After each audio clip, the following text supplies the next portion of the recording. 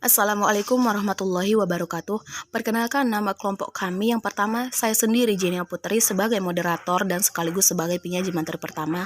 Yang kedua, Saudari Nur Isnar Harahap sebagai penyaji materi kedua. Yang ketiga, Saudari Romaito Harahap sebagai penyaji materi ketiga. Yang keempat, Saudari Riyadu Hasibuan sebagai penyaji materi keempat. Yang kelima, Saudari Basri Tampani Harahap sebagai penyaji materi kelima. Di sini saya akan menjelaskan tentang pengembangan perangkat lunak menggunakan metode Agile. Kemudian topik yang akan dibahas di dalamnya yaitu pengembangan perangkat lunak dengan cepat atau rapid, metode Agile, prinsip-prinsip metode Agile, penerapan metode Agile, kelemahan metode Agile. Kemudian dalam pengembangan perangkat lunak dengan cepat atau rapid, dibahas tentang pengembangan perangkat lunak cepat adalah salah satu kebutuhan penting untuk sistem perangkat lunak. Bisnis beroperasi dengan cepat. Perubahan kebutuhan yang cepat menjadikan sulit sekali untuk membuat kebutuhan perangkat lunak yang stabil. Perangkat lunak harus berevolusi dengan cepat untuk memenuhi kebutuhan bisnis yang cepat berganti. Kemudian spesifikasi, desain, dan implementasi dilakukan secara berselang-seling. Sistem dibangun dalam urutan versi, di mana pemangku kepentingan terlibat dalam evaluasi tiap versi. Antarmuka atau GUI dibangun menggunakan IDE, Interactive Development Environment atau KAKAS grafis. Kemudian metode Agile, ketidakpuasan akan metode desain tahun 1980-an dan 1990-an menyebabkan lahirnya metode Agile. Metode Agile memiliki karakteristik yang pertama yaitu fokus kepada kode daripada desain. Yang kedua berbasis kepada pendekatan interaktif. Kemudian yang ketiga menyelesaikan perangkat lunak dengan cepat dan berevolusi dengan cepat untuk memenuhi kebutuhan perubahan pengguna perangkat lunak. Menghilangkan biaya ekstra atau overhead pada proses perangkat lunak dan merespon dengan cepat perubahan kebutuhan tanpa kerja ulang yang terlalu banyak. Kemudian, prinsip-prinsip metode Agile dapat saudara atau saudari lihat dalam kolom berikut ini. Kemudian, penerapan metode Agile. Pengembangan perangkat lunak di mana produk yang dibangun berskala kecil atau menengah. Pengembangan sistem di mana ada komitmen jelas dari pengguna untuk ikut terlibat di dalam proses pengembangan perangkat lunak dan tidak ada banyak aturan luar dan regulasi yang mempengaruhi perangkat lunak. Dikarenakan fokus kepada sistem yang kecil, maka penerapan metode Agile pada sistem besar akan menemukan masalah. Kemudian, kelemahan metode Agile akan sulit menjadi minat pengguna perangkat lunak untuk tetap terlibat dalam proses pengembangan. Kemudian, anggota tim mungkin tidak sesuai dengan karakteristik metode Agile. Memberi prioritas pada perubahan akan sulit jika ada banyak bisa menjadi masalah sama halnya dengan pendekatan pengembangan interaktif. Kemudian, metode Agile dan perawatan perangkat lunak. Banyak organisasi lebih banyak menghabiskan waktu merawat perangkat lunak dibandingkan membangun perangkat lunak. Sehingga agar metode Agile sukses, maka perawatan perangkat lunak harus dilakukan penuh sama halnya dengan pengembangan perangkat lunak. Masalah bisa muncul jika tim pengembangan asli tidak dipertahankan. Kemudian plan driven dan pengembangan Agile. Pengembangan dengan plan driven terbagi atas tahapan-tahapan yang keluarannya telah direncanakan di awal. Pengembangan dengan Agile. Spesifikasi, desain, implementasi, dan uji coba dilakukan secara berselang. Keluaran dari proses pengembangan ditentukan melalui proses negosiasi selama proses pengembangan perangkat lunak. Kemudian di sini terdapat tampilan plan driven dan pengembangan Agile. Selanjutnya, isu teknis, SDM, dan organisasi. Kebanyakan proyek melibatkan elemen-elemen dari plan driven dan proses Agile. Keseimbangan antara keduanya tergantung dari apakah sangat penting untuk memiliki spesifikasi dan desain yang sangat detail. Sebelum berpindah ke implementasi, jika benar maka kemungkinan pendekatan plan driven lebih cocok. Kemudian, apakah melibatkan pengguna PL untuk mendapatkan umpan balik dengan cepat sangat realistis? Jika benar, gunakan metode Agile. Seberapa besar sistem yang akan dibangun? Metode Agile cocok dengan sistem membangun oleh tim kecil. Jika membutuhkan tim besar, maka pendekatan plan driven lebih cocok. Apakah tipe dari sistem yang akan dibangun? Pendekatan plan driven dibutuhkan untuk membangun sistem yang dibutuhkan banyak analisis sebelum implementasi. Kemudian, berapa lama umur hidup sistem? Sistem dengan umur hidup lama membutuhkan dokumentasi desain untuk komunikasi antar pembangun dan tim pendukung. Kemudian, teknologi apa yang tersedia untuk mendukung pengembangan sistem? Metode Agile tergantung pada kakas berkualitas untuk mengakomodasi desain yang berevolusi. Bagaimana organisasi tim pengembang? Jika tim pengembang terbesar, maka sebuah dokumen desain perlu dibuat untuk berkomunikasi. Seberapa bagus kualitas desainer dan programmer di tim pengembang, metode Agile membutuhkan kualitas individu yang lebih tinggi. Oke, cukup sekian penjelasan saya tentang pengembangan perangkat lunak menggunakan metode Agile. Apabila ada kesalahan, saya mohon maaf. Wabillahi taufiq walhidayah. Wassalamualaikum warahmatullahi wabarakatuh. Dan untuk materi selanjutnya atau materi kedua dilanjutkan oleh teman-teman kami, yaitu Saudari Nur Isnar Harahap. Sekian dan terima kasih. Assalamualaikum warahmatullahi wabarakatuh. Perkenalkan, nama saya Nur Isnar Harahap, NPM 20150061 dari Prodi Vokasional Informatika semester 4 atau 4A. Terima kasih kepada penyaji pertama yang telah memberikan saya waktu untuk menyajikan materi yang kedua. Kepada teman kami yang bernama Jenia Putri, terima kasih atas waktunya. Kemudian dokumen atau yang saya akan sajikan, yaitu judulnya di sini ada dokumen kebutuhan perangkat lunak.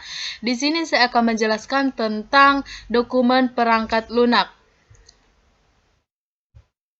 Baik, yang pertama di sini saya akan menjelaskan dokumen perangkat lunak itu dikembangkan atau resmi pengembangannya tentang kebutuhan sistem. Kenapa? Karena dia mencakup kebutuhan pengguna dan kebutuhan sistem. Nah, dokumen kebutuhan perangkat lunak ini merancang bagaimana kita bisa menjalankan apa yang harus kita lakukan pada sistem komputer, atau bagaimana dia melakukannya dengan cara bagaimanakah dia melakukan perangkat lunak ini. Kemudian yang kedua di sini ada kebutuhan dan metode Agile, yaitu metode yang dimana dokumen ini membutuhkan atau menghasilkan waktu karena kebutuhan berubah sangat cepat. Kenapa sangat cepat? Dia sudah meninggalkan zaman-zaman yang dulu. Dia bukan menggunakan perangkat yang zaman dulu, tetapi dia sudah menjalankan perangkat yang semakin populer. Kemudian dokumen kebutuhan penggunaan ini terbagi atas 5. Yang pertama dia sistem customer, manager, sistem engineers, dan sistem test engineers, dan sistem maintenance engineers. Dalam sistem customer ini dia mempunyai requirements. Kenapa? Karena dia Karena dia mempunyai di sini customer ini sebagai penyaji pertama. Dia memberikan waktu atau memberikan sebuah dokumen untuk dilakukan ke manajer. Kemudian manajer ini membagikan dokumennya itu ke sistem dan dijalankan oleh test engineers dan dikembangkan oleh maintenance engineers. Kemudian selanjutnya ada di sini variasi dokumen kebutuhan, di mana variasi dokumen kebutuhan ini tergantung pada jenis sistem. Kenapa? Karena dia dikembangkan secara bertahap. Dia biasanya memiliki lebih sedikit kebutuhan dokumennya, karena standar dokumennya ini sering digunakan untuk mendefinisikan kebutuhan pada proyek rekayasa. Karena proyek rekayasa ini sangatlah digunakan oleh sebuah perangkat lunak sangat besar. Standar dokumen ini dimisalkan sebagai IEEE. Kemudian selanjutnya ada struktur dokumen kebutuhan. Struktur dokumen kebutuhan di sini ada 5 karakter. Yang pertama preface, introduction, glossary, user requirements, dan sistem arsitektur. Kemudian selanjutnya di sini ada sistem requirements, sistem model, sistem evaluation, sistem evidence, dan index. Kemudian, spesifikasi kebutuhan merupakan proses menuliskan kebutuhan pengguna ke dalam dokumen, ke dalam kebutuhan dokumen. Kebutuhan dokumen ini seperti pelanggan yang tidak memiliki latar belakang, yang tidak memiliki perincian, mungkin dia mencakup informasi yang lebih teknis. Kebutuhan bisa menjadi di bagian kontrak pengembangan sistem. Nah, oleh karena itu penting bagi perangkat lunak ini untuk membuat selengkap atau membuat dokumen yang mungkin untuk dilakukan. Kemudian kebutuhan dan perancangan ini menjelaskan apa yang dilakukan sistem, sedangkan desain menjelaskan bagaimana sistem melakukannya. Nah, pada karakternya, kebutuhan desain ini tidak dapat dipisahkan. Kenapa? Karena arsitektur sistem dirancangkan untuk menyusun kebutuhan, sistem dapat beroperasi dengan sistem, penggunaan arsitektur khusus untuk memenuhi kebutuhan fungsional dan non-fungsional. Nah, selanjutnya di sini ada cara menuliskan spesifikasi kebutuhan. Nah, disinilah contoh dari spesifikasi kebutuhan. Di sini ada berapa ya? Di sini cuma ada 5 spesifikasi. Yang pertama natural language, struktur natural language, desain deskripsi, graphical notation, mathematical specification. Selanjutnya di sini ada spesifikasi bahasa alamiah. Dia mempunyai kebutuhan untuk dituliskan menjadi kalimat bahasa alami dan digunakan untuk menuliskan kebutuhan karena ekspresifnya atau globalnya membutuhkan atau bisa dimengerti untuk pelanggan. Kemudian di sini ada petunjuk penulis kebutuhan. Yang pertama ada buat format, gunakan baca bahasa secara konsisten, gunakan Hanglets untuk mendefinisikan bagian penting, hindari penggunaan jargon, beri penjelasan mengapa kebutuhan tersebut penting. Kemudian selanjutnya di sini ada masalah penggunaan bahasa alami. Yang pertama ada kurang jelas, kekacauan kebutuhan, penggabungan kebutuhan. Nah, yang pertama di sini ada ketetapan, kebutuhan, kebeberapaan.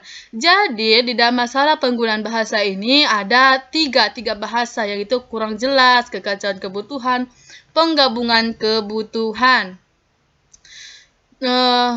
Kita lanjut. Spesifikasi tekstur terbagi atas 2. Yang pertama, kebutuhan dituliskan secara standar, baik untuk beberapa jenis kebutuhan. Spesifikasi berbasis formulir ada di sini 7. Definisi fungsi, input, output, kebutuhan, aksi yang diambil awal dan akhir. Selanjutnya di sini ada spesifikasi tekstur kebutuhan pompa. Spesifikasi berbentuk tabel ada 3, digunakan sebagai tambahan, sangat penting untuk menentukan jumlah, contoh komputasi atau pompa insulin. Selanjutnya di sini ada tabel spesifikasi komputasi pompa insulin. Mungkin cukup sekian yang dapat saya sampaikan. Untuk selanjutnya saya kembalikan kepada penyaji ketiga untuk menyambungkan materi selanjutnya. Dan terima kasih dan saya akhiri. Assalamualaikum warahmatullahi wabarakatuh. Terima kasih kepada moderator yang telah memberikan saya waktu untuk menyajikan materi. Di sini saya sebagai penyaji ketiga, yaitu ingin memaparkan materi tentang proses rekayasa kebutuhan. Proses rekayasa kebutuhan. Proses yang digunakan untuk rekayasa kebutuhan sangat bervariasi tergantung pada domain aplikasi. Namun, ada sejumlah aktivitas umum yaitu pemunculan kebutuhan, analisa kebutuhan, validasi kebutuhan, dan manajemen kebutuhan. Ini adalah proses rekayasa kebutuhan bentuk spiral. Pemunculan dan analisa kebutuhan disebut pemunculan kebutuhan atau penemuan kebutuhan. Melibatkan staf teknis yang bekerja bersama pelanggan untuk menemukan domain aplikasi, layanan yang harus disediakan sistem dan batas operasional. Mungkin melibatkan pengguna, manajer, insinyur yang terlibat perawatan sistem, ahli, organisasi buruh, dan lain-lain. Ini adalah proses pemunculan dan analisa kebutuhan. Aktivitas proses terbagi menjadi penemuan kebutuhan, klarifikasi dan penyusunan kebutuhan, penyusunan prioritas dan negosiasi, dan spesifikasi kebutuhan. Penemuan kebutuhan berinteraksi dengan stakeholder untuk menemukan kebutuhan mereka. Sedangkan klarifikasi dan penyusunan kebutuhan mengelompokkan kebutuhan yang terkait dan menyusunnya ke dalam kluster yang koheren. Penyusunan prioritas dan negosiasi menyusun prioritas kebutuhan dan menyelesaikan konflik. Masalah pada pemunculan kebutuhan. Stakeholder tidak tahu apa yang sebenarnya diinginkan. Stakeholder mengekspresikan kebutuhannya dengan istilah mereka yang tidak dimengerti pengembangannya. Stakeholder yang berbeda bisa mengalami konflik kebutuhan. Faktor organisasi dan politik mempengaruhi kebutuhan sistem. Kebutuhan berubah selama proses analisis. Kemudian di sini saya akan menjelaskan tentang penemuan kebutuhan. Penemuan kebutuhan. Proses pengumpulan informasi tentang sistem dan yang dibutuhkan serta pemilihan kebutuhan pengguna dan sistem dari informasi tersebut. Interaksi dengan stakeholder mulai dari manajemen hingga regulator. Stakeholder Sistem Manajemen Pasien RSC. Pasien yang informasikannya disimpan dalam sistem. Dokter yang bertanggung jawab memeriksa dan merawat pasien. Perawat yang mengatur konsultasi dan memberikan sejumlah perawatan. Resepsionis yang mengelola janji konsultasi pasien.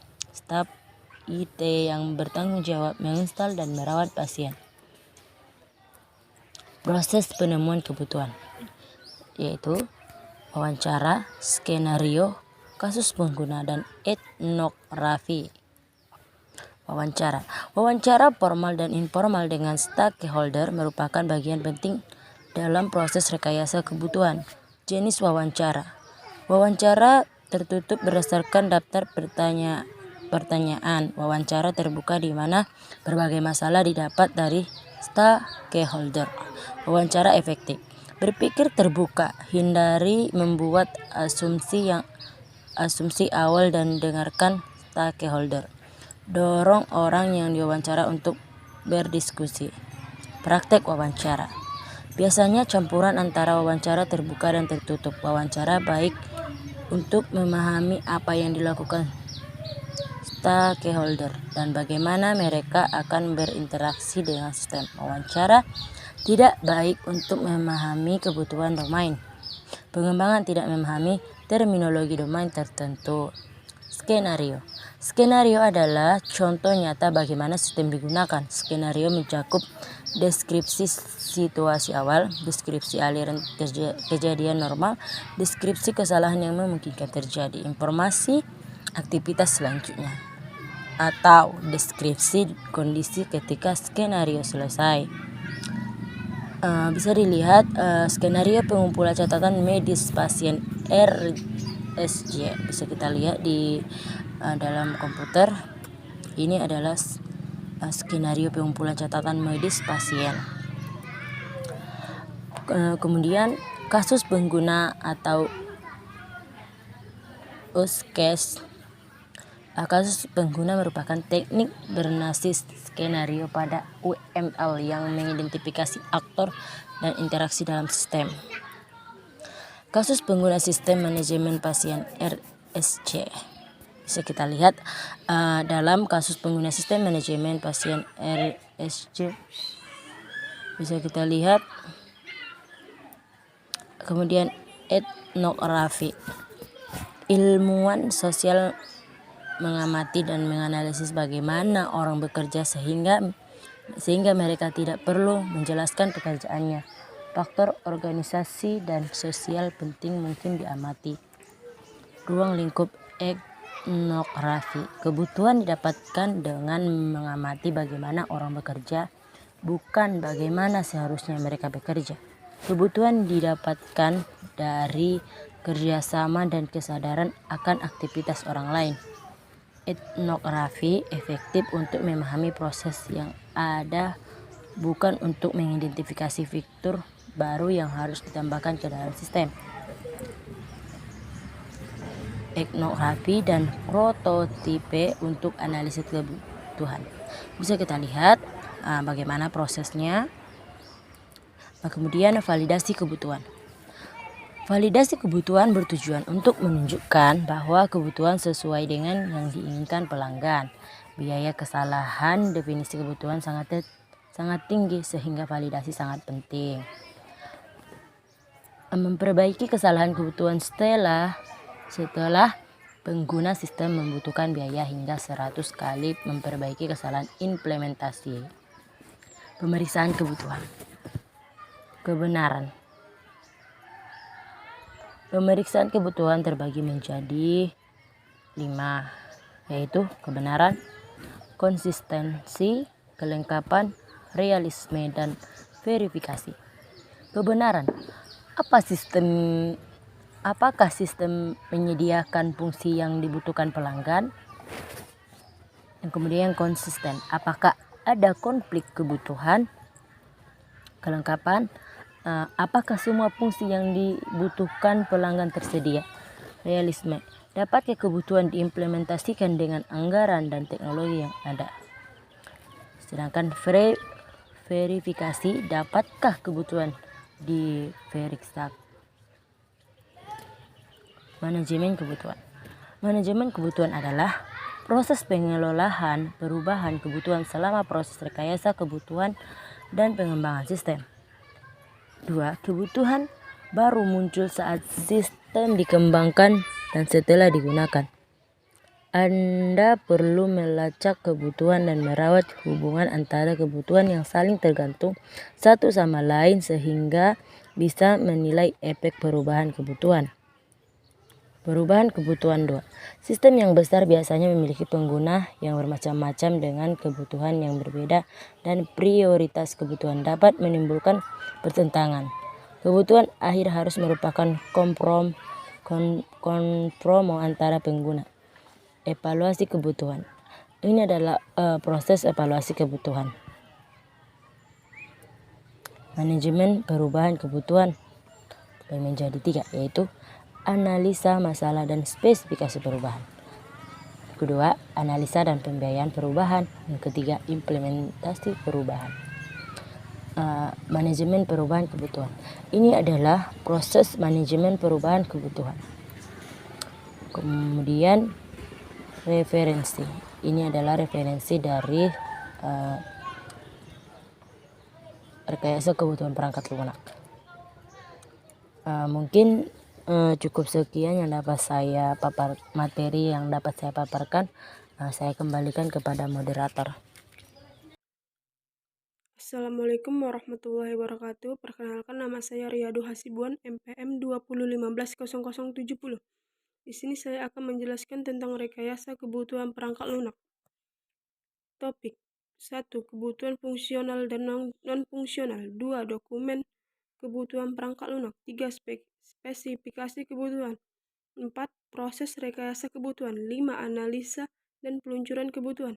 6. Validasi kebutuhan. 7. Manajemen kebutuhan. Rekayasa kebutuhan merupakan proses penentuan layanan yang dibutuhkan pelanggan dan batasan sistem. Kebutuhan itu sendiri mencakup deskripsi layanan sistem dan batasan yang dihasilkan proses rekayasa kebutuhan. Apakah kebutuhan itu? Kebutuhan itu mencakup abstraksi layanan dan batasan sistem sehingga fungsi matematis mendetail. 2.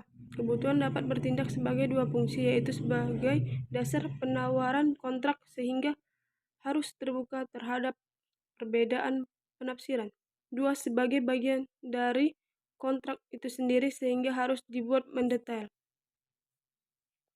Jenis kebutuhan. Kebutuhan pengguna berupa pernyataan dalam bahasa natural dan diagram berisi layanan yang disediakan sistem dan batasan operasionalnya. Ditulis untuk pelanggan. 2. Kebutuhan sistem. Dokumen struktur yang menjelaskan deskripsi lengkap dari fungsi, layanan, batasan operasional sistem. Mendefinisikan apa yang harus diimplementasikan sehingga bisa menjadi bagian kontrak antara klien dan kontraktor.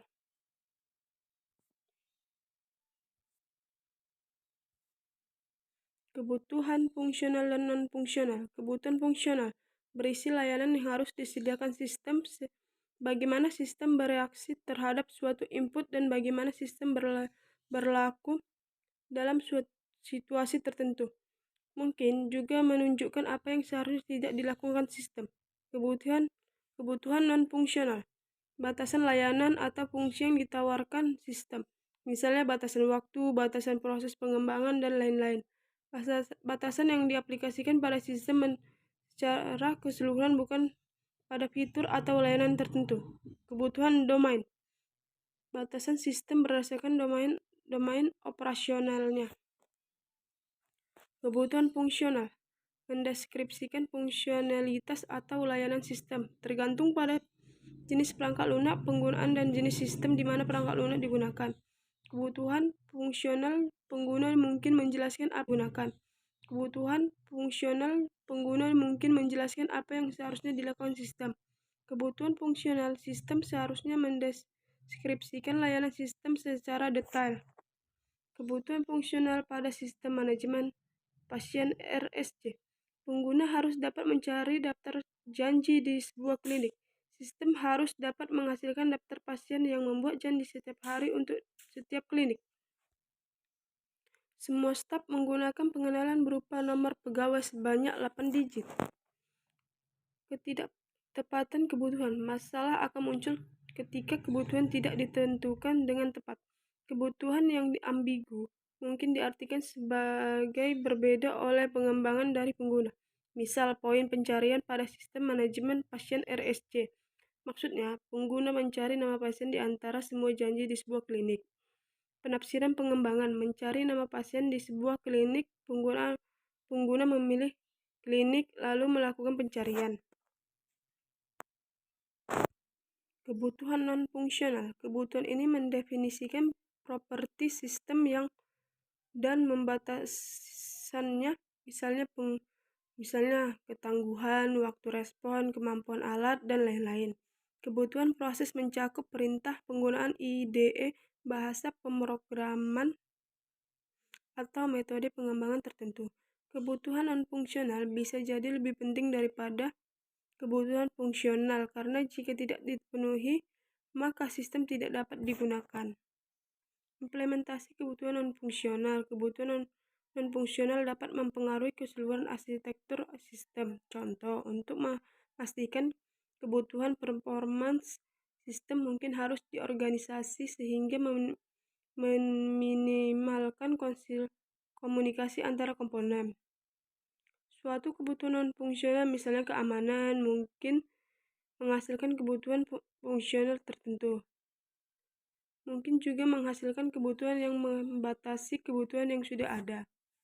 Jenis kebutuhan non-fungsional seperti ini seperti terlihat pada gambar tersebut. Selanjutnya, spesifikasi kebutuhan non-fungsional. Kebutuhan produk. Kebutuhan yang menentukan bahwa produk yang dihasilkan harus memiliki perilaku tertentu, misalkan kecepatan, eksekusi, ketahanan, dan lain-lain. 2. Kebutuhan organisasi. Kebutuhan yang merupakan konsekuensi dari kebijakan atau prosedur organisasi, misalnya standar proses yang digunakan. Kebutuhan implementasi dalam sistem, misalkan kebutuhan legislatif dan lain-lain.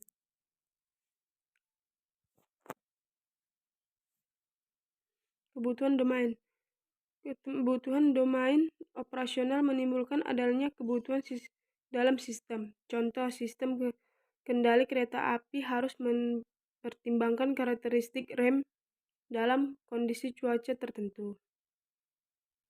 2. Kebutuhan domain dapat menjadi kebutuhan fungsional baru. Batasan pada kebutuhan fungsional saat ini untuk menentukan komputasi khusus. 3. Jika kebutuhan domain tidak dipenuhi, maka mungkin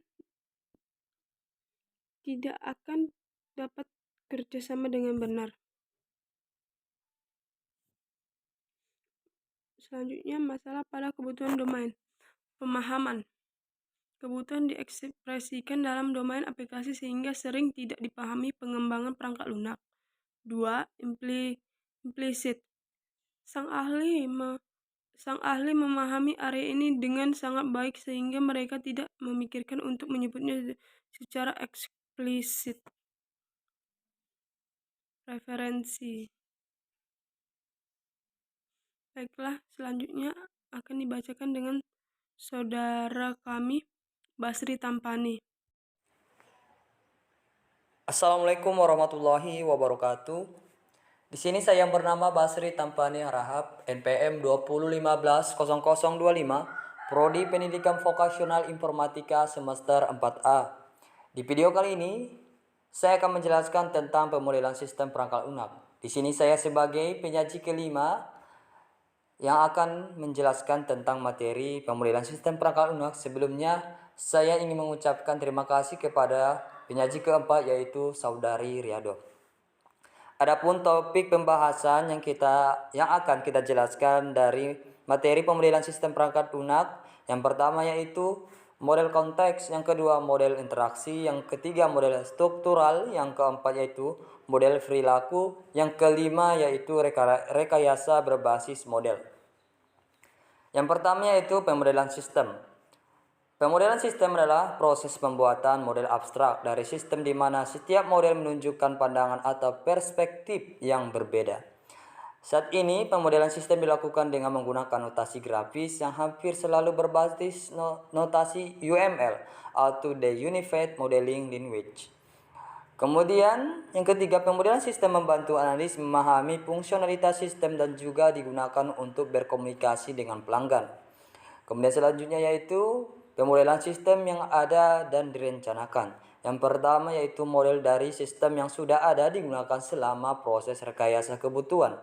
Model ini membantu menjelaskan apa yang dilakukan sistem saat ini dan dapat digunakan sebagai dasar diskusi tentang kelebihan dan kekurangannya, sehingga membantu proses rekayasa sistem baru.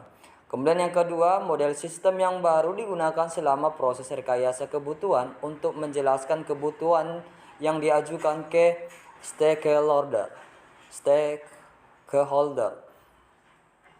Engineer menggunakan model ini untuk mendiskusikan proposal dan mendokumentasikannya untuk proses implementasi. Kemudian selanjutnya yaitu perspektif sistem. Perspektif eksternal, di mana konteks atau lingkungan sistem dimodelkan. Kemudian yang kedua yaitu perspektif interaksi, di mana interaksi antara sistem dan lingkungan atau antar komponen dalam sistem dimodelkan. Kemudian yang ketiga, perspektif struktural, yaitu organisasi sistem atau struktur datanya dimodelkan. Kemudian yang keempat, perspektif perilaku, di mana perilaku dinamis sistem atau bagaimana sistem merespon suatu kejadian dimodelkan. Kemudian jenis diagram UML atau Unified Modeling Language. Yang pertama yaitu activity diagram, menunjukkan aktivitas-aktivitas yang ada dalam suatu proses atau pemrosesan data.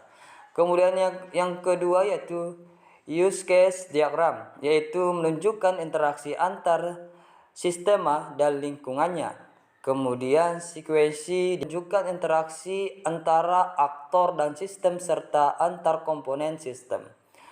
Yang keempat yaitu class diagram, menunjukkan kelas-kelas objek dalam sistem dan hubungan antar kelas.